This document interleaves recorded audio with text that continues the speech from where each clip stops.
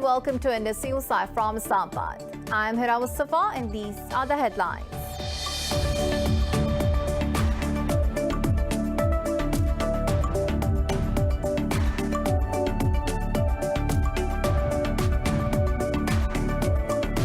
The US says it will continue indirect talks with Iran for the revival of 2015 nuclear deal despite the controversial presidential election.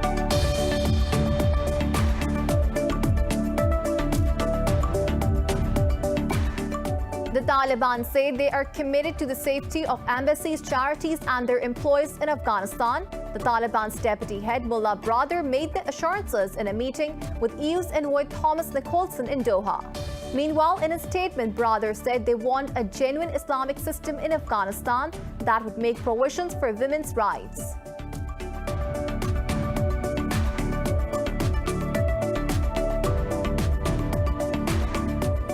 The Arab coalition says it has destroyed 17 armed drones launched by Yemen's Houthi rebels towards southern Saudi region. It said the Houthis attempted to target Khamis Mushat and Najran cities.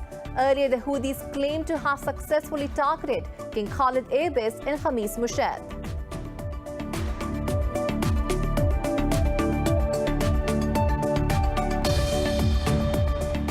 Armenians are voting to elect a new parliament today after Prime Minister Nikol Pashinyan called snap elections.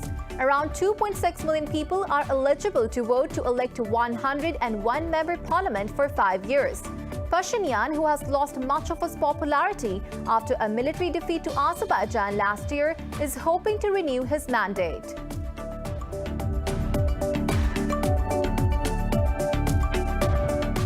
Brazil has become the world's second country to have more than 500,000 COVID-19 deaths. Meanwhile, thousands of Brazilians have taken to the streets across the country to protest President Jair Bolsonaro's pandemic response. In Pakistan, 37 people lost their lives to the virus and over 1,000 tested positive in the past 24 hours. Globally, the virus has claimed more than 3.8 million lives and infected over 178 million people so far.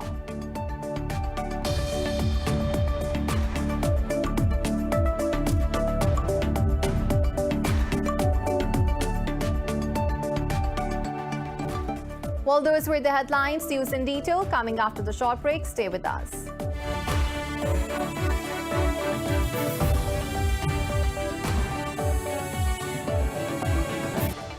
Welcome back. Now to news in detail. The US says it will continue indirect talks with Iran for the revival of 2015 nuclear deal despite the controversial presidential election. A State Department spokesperson said Washington regrets Iranians were denied their right to choose their own leaders. This comes as the latest session of the sixth round of the talks is set to open today in Vienna. However, the meeting comes amid doubts about the impacts of the new administration in Tehran. Earlier, Iran's foreign minister said a breakthrough in the Vienna talks is possible even before the new president-elect takes office in August. Speaking in Antalya, Javad Zarif also said that the U.S. couldn't achieve its objectives through economic war. Iran's President-elect Ibrahim Raisi has pledged to form a revolutionary and anti-corruption government. Former Judiciary Chief Raisi won Iranian presidential elections by a landslide. In a victory statement, Raisi thanked Iranians for the massive turnout. He said that he will try to expand justice, which was the prime objective of the 1979 Iranian Revolution. Meanwhile, the result of the poll has garnered mixed reactions from the international community. Pakistan, Russia, Turkey, Qatar, Kuwait, Syria, Iraq, as well as the UAE extended felicitations to Raisi. However, the US as well as international rights organizations, including Human Rights Watch and Amnesty International, termed the election unfair.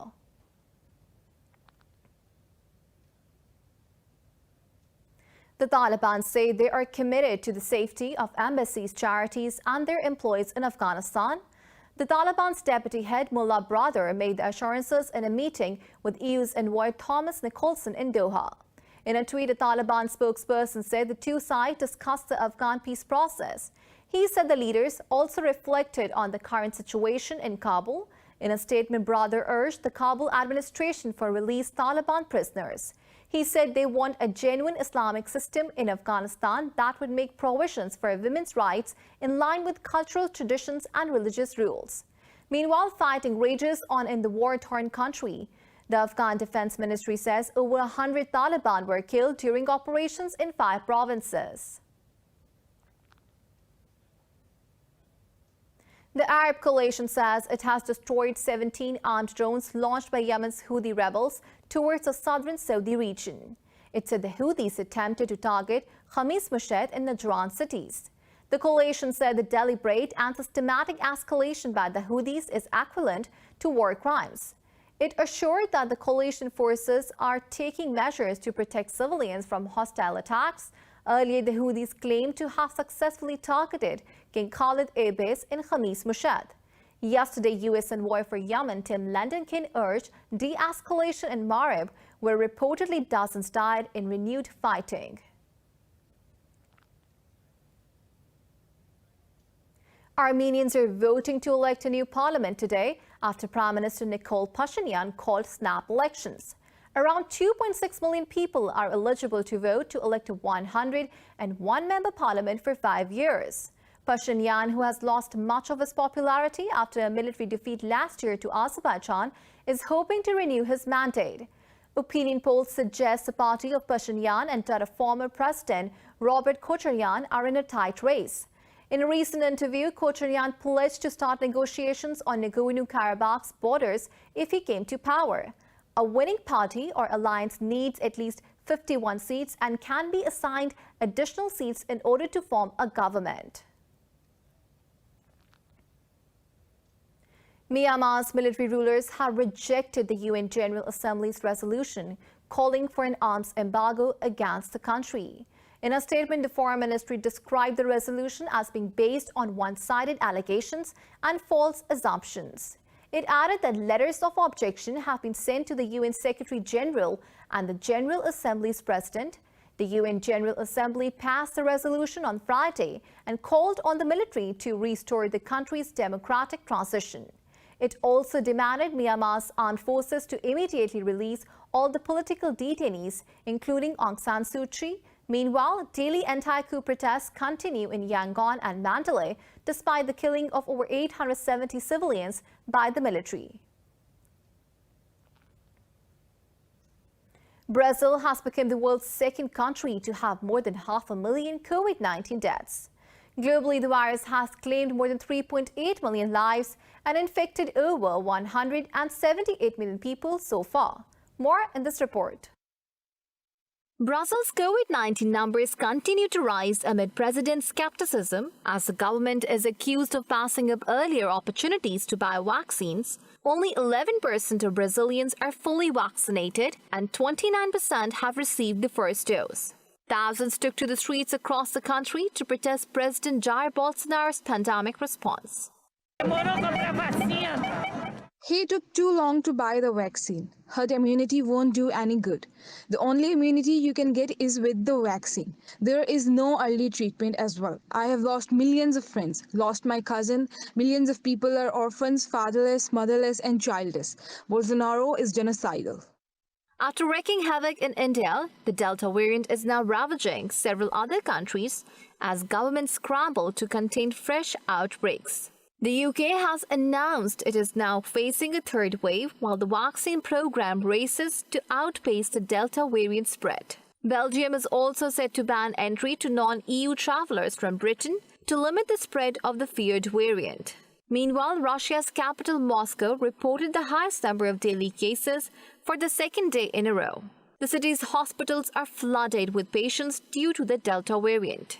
The people we get in contact with every day, supermarket workers, taxi drivers, nurses, and ticket sellers, etc., I would really want them to be alive and healthy. If we want to remain in an internal pandemic within Russia, to accept those people's handshake is a hazard. We would go on being COVID hostages and wait until it goes away by itself, but it won't go away by itself.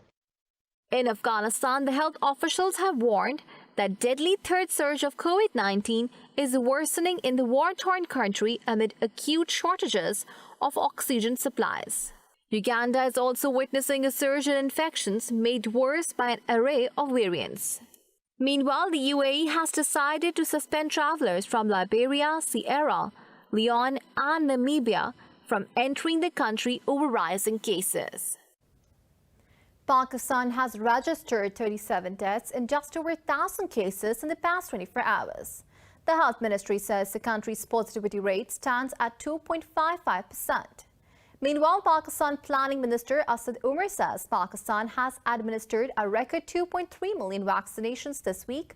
He further added that the country is set to receive over 1 million doses today and almost 5 million more in the next 10 days. He appreciated the nation for participating, saying next week there will be a new record. Pakistan says it will adopt a joint strategy against Islamophobia with Malaysia at world forums, including the OIC and the United Nations. Foreign Minister Shah Mahmood Qureshi said this during a meeting with his Malaysian counterpart Hishamuddin Hussein in Turkey. He said Pakistan has deep brotherly ties with Malaysia. Qureshi added Pakistan aims to bolster strategic partnership with Malaysia with enhanced cooperation in multiple sectors. Earlier, he met with his Iranian counterpart Jawad Zarif on the sidelines of the Antalya Diplomacy Forum.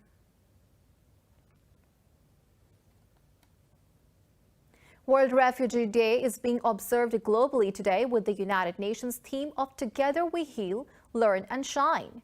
Pakistan joined the world community to commemorate the day. Foreign Minister Shah Mahmood Qureshi said this day reminds the world to boost investments in conflict prevention and resolution. In his message, Qureshi said for over 4 decades, Pakistan has led by example in refugee protection. He said Pakistan has contributed more than a fair share of international responsibility by hosting millions of refugees. The foreign minister noted Pakistan still hosts around 3 million Afghans, providing them necessary protection. Pakistan also paid tribute to the UN High Commissioner for Refugees for its commendable work. Ethiopia is all set to hold national and regional parliamentary elections on Monday. Earlier, Prime Minister Abiy Ahmed said these will be the country's first free and fair polls after decades of repressive rule. Voting has been delayed in 110 out of 547 constituencies due to violent conflicts and logistical problems. Some opposition parties are also boycotting the elections over alleged harassment of their members. Abiy's Prosperity Party remains the front-runner in a field of 46 parties vying for parliamentary seats. Some 37 million of Ethiopia's 109 million people have registered to cast ballots. The elections were originally scheduled for August last year, but Abiy postponed them due to the COVID-19 pandemic. More news stories coming up after the short break. Stay with us.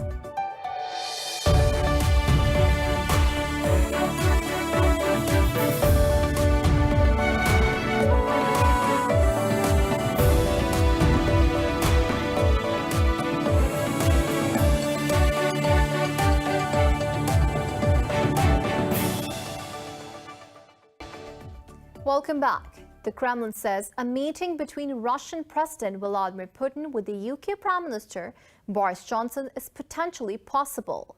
In an interview, Kremlin spokesperson Dmitry Peskov said, however, no preparations for such a meeting are currently underway. Peskov added that the meeting may repair the currently strained bilateral relations. Earlier, British Defence Secretary Ben Wallace also admitted the possibility of a meeting between Johnson and Putin.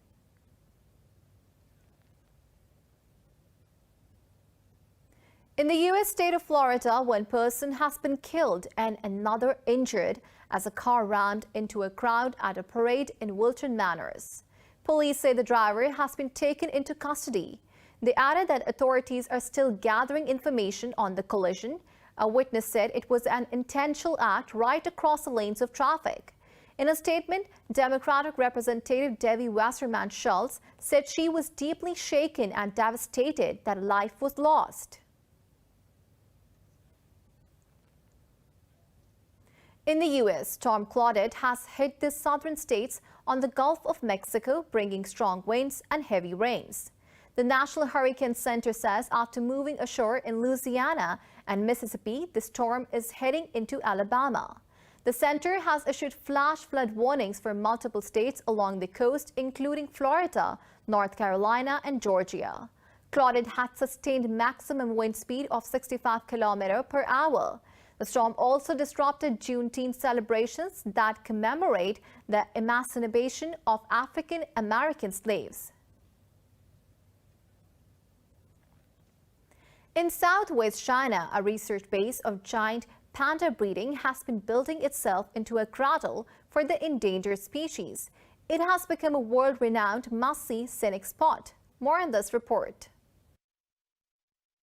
The research base in Chengdu welcomes a great number of panda enthusiasts every year. In March 2021, the research base opened the Giant Panda Museum that aims to provide an immersive experience while demonstrating various interesting facts about the precious species.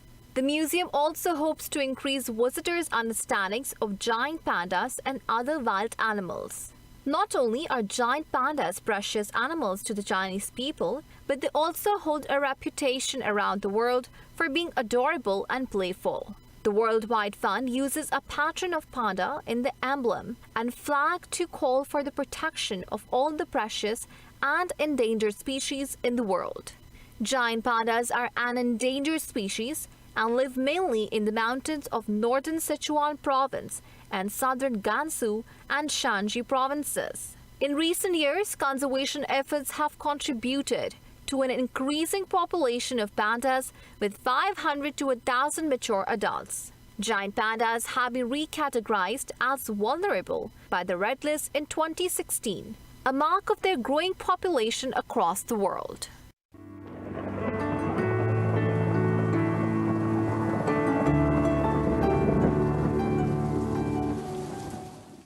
Now it's time to have a look at the weather update across the globe.